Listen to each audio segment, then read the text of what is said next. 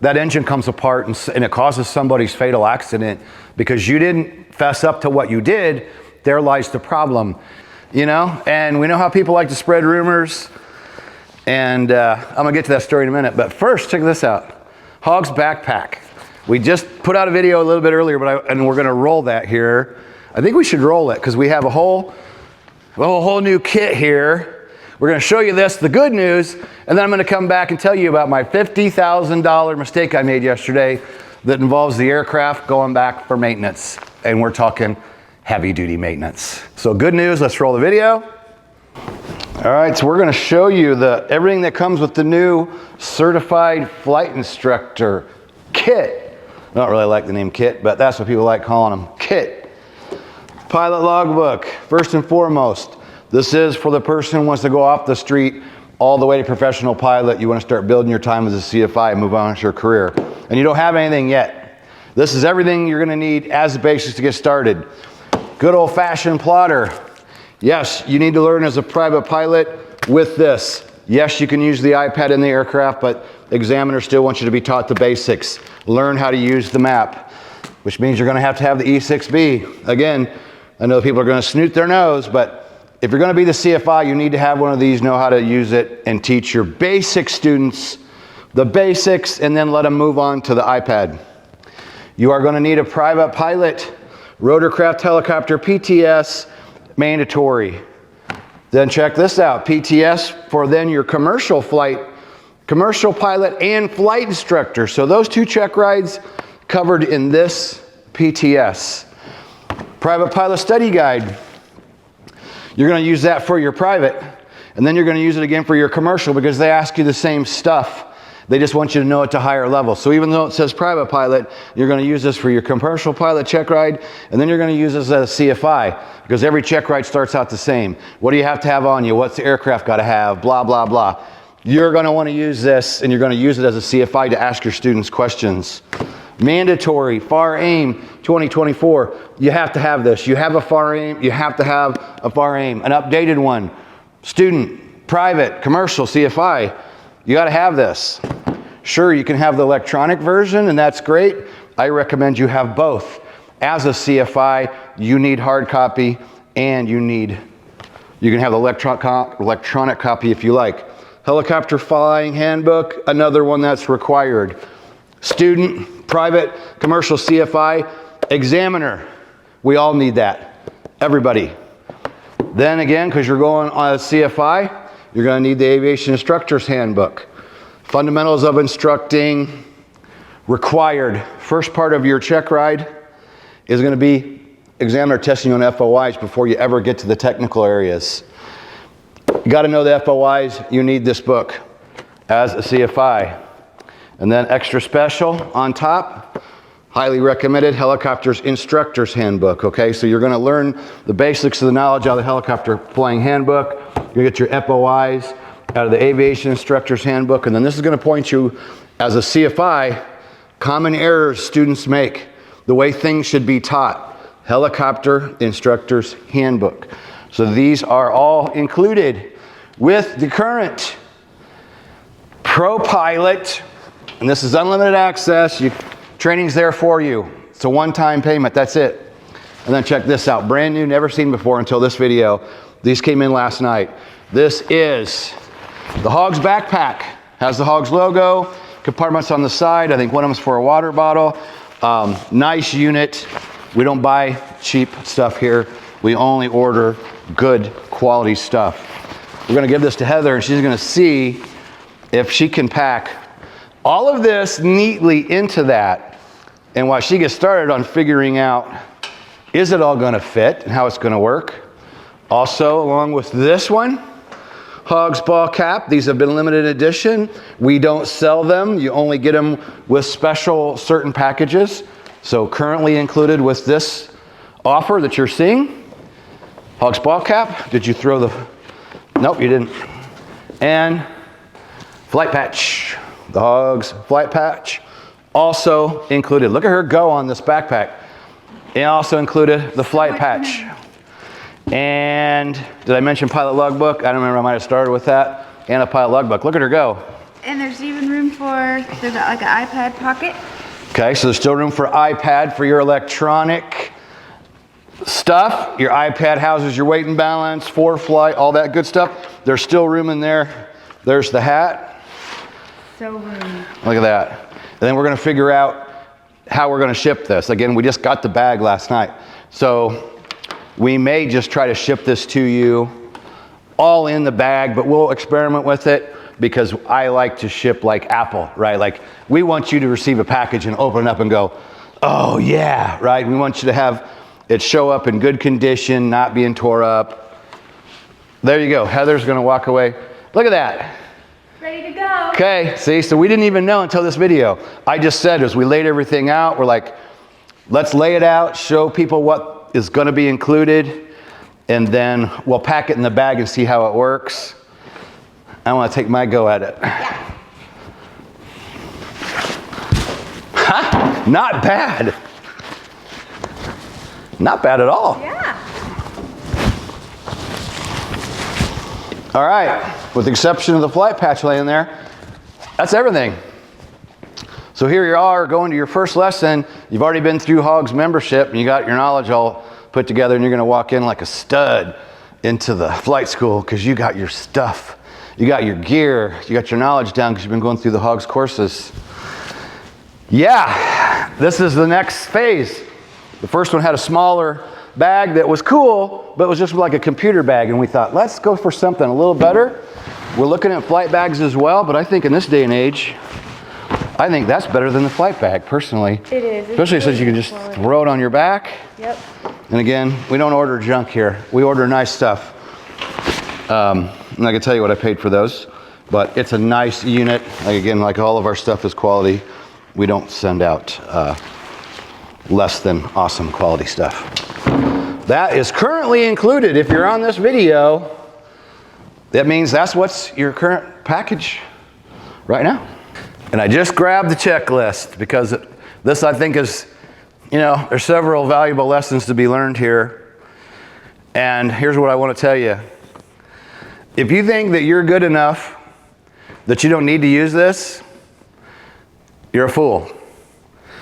If you think that you can just kind of half-ass go through this, mix and match and, oh, yeah, well, that's okay, let's move on.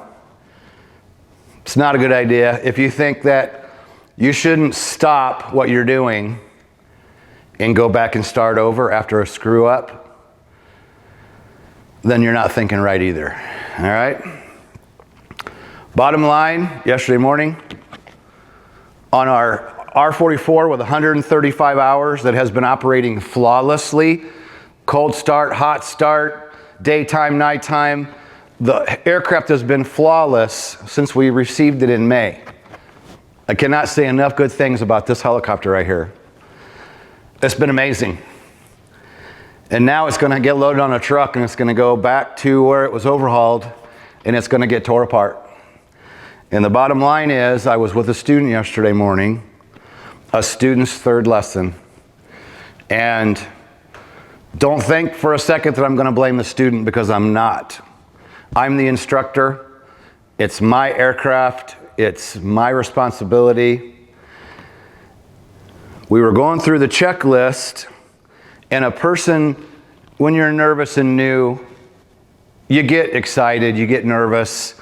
Things happen, right? That's just the way it is, and that's part of nerves.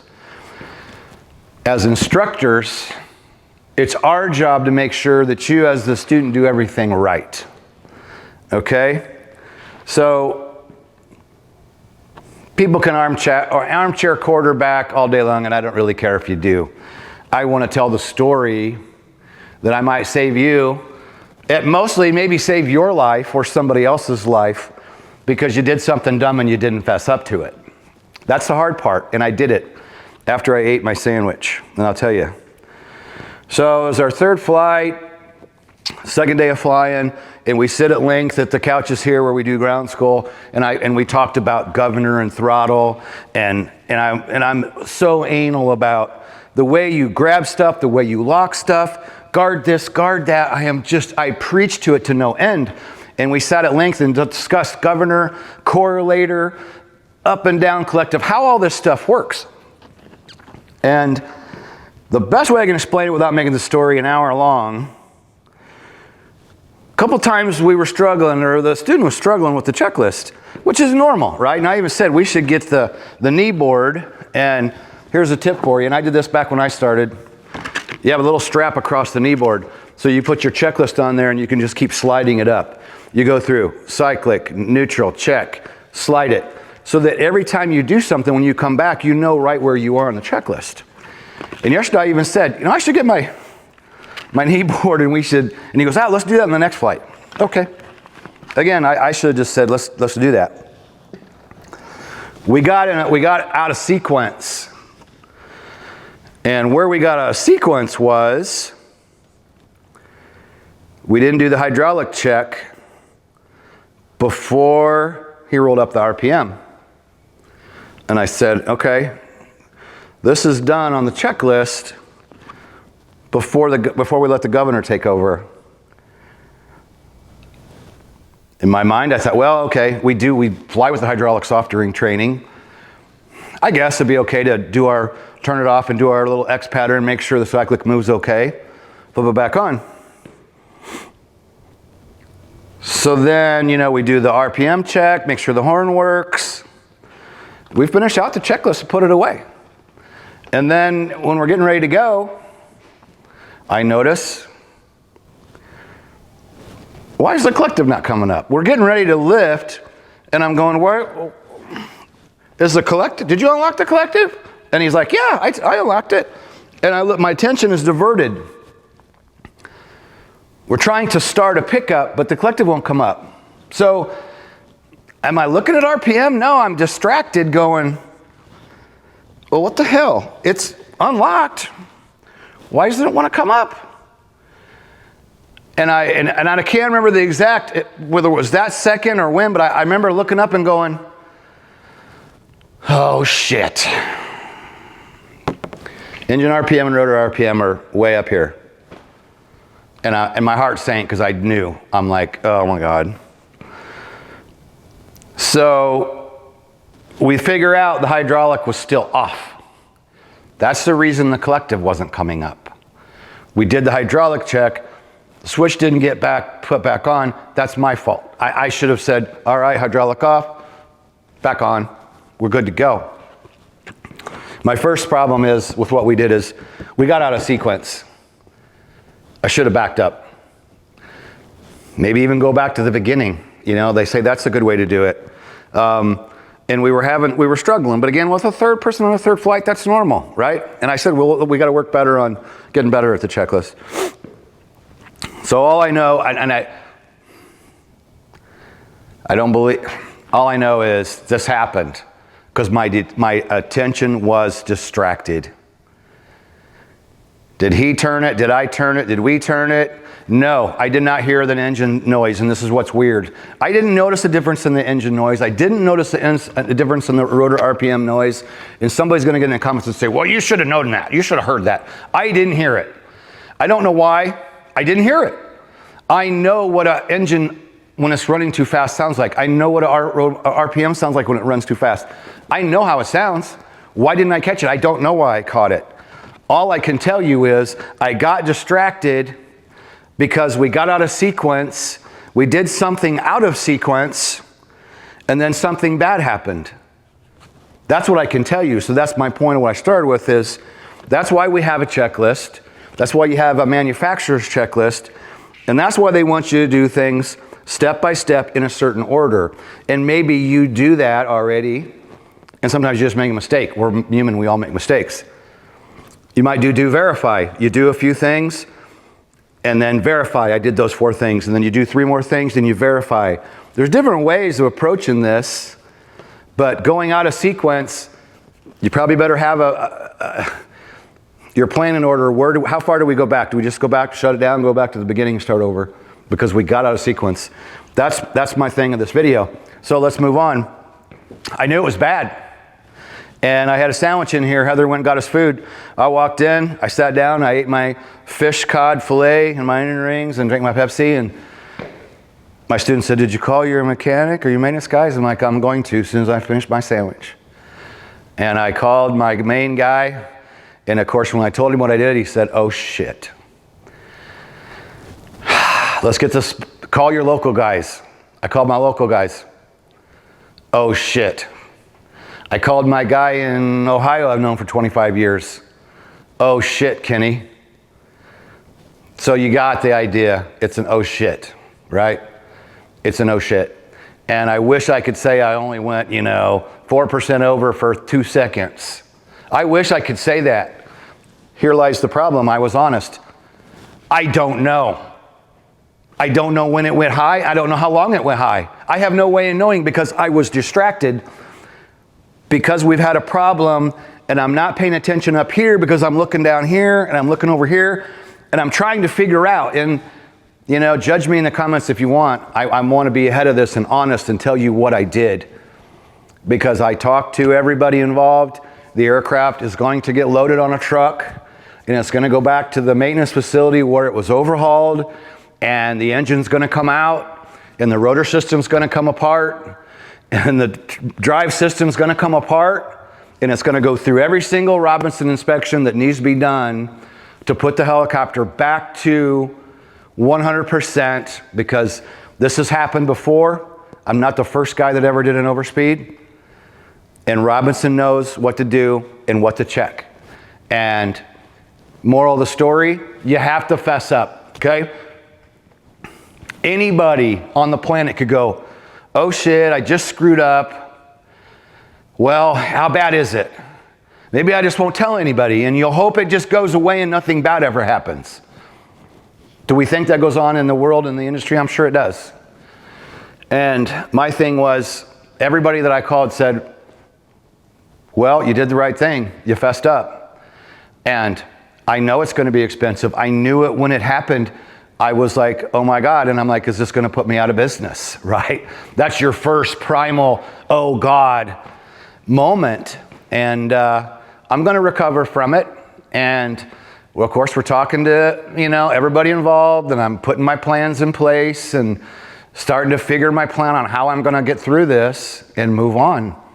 And the good news is, we've had some good months at Hogs. We've been updating Hogs online content and we flew out through the summer and now we've been focusing mainly on flying and updating videos inside Hogs, which is great. And the way I look at it is, well, we've already got this great jump. CFI, 29 new videos. R44, 26 new videos. Free radio course, 9 new videos. We have a bunch more content to edit yet. And now we've dug into Hogs and we're updating content like crazy. So we have a lot of content to work with, back on the online sales where they should be. And maybe I'll even document the process here of what's going to happen over the next 1 week, 2 weeks. But we're figuring 2 months. It's going to be probably 2 months that we're going to be out of service, maybe 3. Depends on how everything goes and parts availability and how many parts are really damaged and how many parts are going to be okay. There's no way to know. And that's the reason why you have to fess up. And you have to call the mechanic and say, here's what I did. How long did I go over? How far did I go over? What was I doing when I went over? In my case, I was on the ground with flat pitch, trying to figure out an issue. It goes high. I look up and it's high. I can't, and I was honest. I told him, I wish I could tell you 2 seconds and I can't. I don't know if it was 2 seconds or 10 seconds. And when I told them where it was at, they all just went, doesn't matter. Doesn't matter because you went high enough. At that point, you're done. You're out. Engine's coming out. Rotor system's coming apart. You're done. You're done. So it is important to note when something happens and you exceed a limitation, you have to note the best you can. What were you doing? What went over? How long did it get over? And you immediately need to call somebody. And whether it's your instructor or the flight school or the owner, whoever, you got to let somebody know, here's what I just did. And the one mechanic that I've known for 25 years, our discussion was, he said, hey, Kenny, you fessed up and you called. And he's like, sure, people can hide that stuff and just go on and fly. The problem is if something inside that engine is stretched, a connecting rod bolt or whatever, it'll fly just fine for a while. and then you've got a student out there or a customer or somebody down the road that has a helicopter, that engine comes apart and it causes somebody's fatal accident because you didn't fess up to what you did, there lies the problem. And that's why we have been preaching in Hog for 12 years, fess up, admit it. It sucks. It's hard. It wasn't, you know what? It wasn't hard for me to make that phone call. It wasn't. I would have thought it would have been harder than it was, but I was just like, I'm not going to dick around. I'm just going to call right now. I'm going to eat my sandwich and then I'm going to call. I got up, went outside and made the phone call. And I went out so I could tell him exactly, I could sit in the helicopter and go, here's what I saw, here's what I did, here's what happened. And he immediately said, oh shit, Kenny, we got to do some math, but I'm pretty sure that engine's going to have to come out. I don't think we're going to be able to get around it. And then we did the math, we did some digging, talked to, again, everybody involved, and the common census is, nope, you're done. Engine's got to come out. Everything's got to be inspected because we don't know. Maybe you didn't do any damage. We don't know. Nobody knows until things are inspected and pulled apart. So how can I wrap it up? Use the checklist. Take your time with the checklist. And, if I'd have been rushing through it, I'd feel differently. But we were taking our time. We have a laid-back atmosphere here. We discussed everything at length. When we climbed in the aircraft, I said, take your time today. There's no rush. There's no rush here whatsoever. All those things were in motion that were all right. The way we discussed our pre-flight in the aircraft inside, pushing it out, getting fuel, walk around, climbing in, take our time. It was a great day. There wasn't warning signs of, we stayed out too late the night before and we were late and everything was going good until we got out of sequence and I got distracted and a bad thing happened. So I'll get through it. And I want to learn from it, and I want you to learn from it. And you know what? Everybody I talked to, particularly the maintenance guy I just talked to, the guys that did the rebuild, when I called, I told him what I did, and he's like, what? You're never supposed to do that. And I go, I know. And he kind of laughed, and he goes, well, Kenny, this happens often. And he goes, won't do this again, will you? And I said, no, you're right. I won't make this mistake again. From now on, when you're with someone, it's step by step, piece by piece. If you're unsure, get a knee board, have that thing on there. And like I said, I ordered a new one of these, by the way, because I'm putting together another package where we're going to add a knee board. Oh, shouldn't have told. That's not ready yet. And the one I ordered, I'm adding the strap. And so I did this as a new student. The strap's here in the middle. So like I said, you're nervous, you're not sure yourself. Okay, you keep going through. And as you complete, whether one task or 3 tasks, you keep sliding that checklist up because you do get distracted. You're looking around and doing things, and you come back and you go, where was I? Oh, I was down here. Oh, no, I was up here. So that strap, that simple little act of just having that there where you could just keep inching across, take your time, follow that checklist step by step, and if you make a mistake and something happens, the best advice is probably just start over. If the engine's running even, shut it down, cool it off, go back and go, okay, take a big deep breath and go, all right, let's start over, because we're on a bad path there when we got out of sequence and something didn't happen correctly. So, like my helicopter accident, I'd love to hear some feedback down below from anybody that has the guts to fess up to something they've done.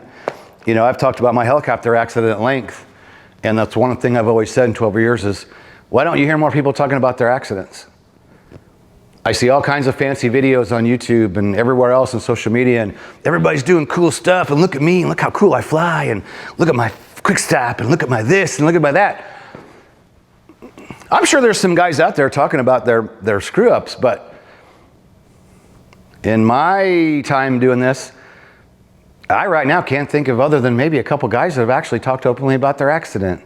I've talked about mine, and I have no problem talking about it. That's how I've survived and not had nightmares over it for the last 16 or 18 years, because I talked about it after it happened. That's all I did. Even though the attorney said, don't talk to anybody, I wouldn't stop talking about it. And I haven't had a nightmare to this day. All right, we're gonna wrap it up. There's my story. Like I said, cool new kits coming.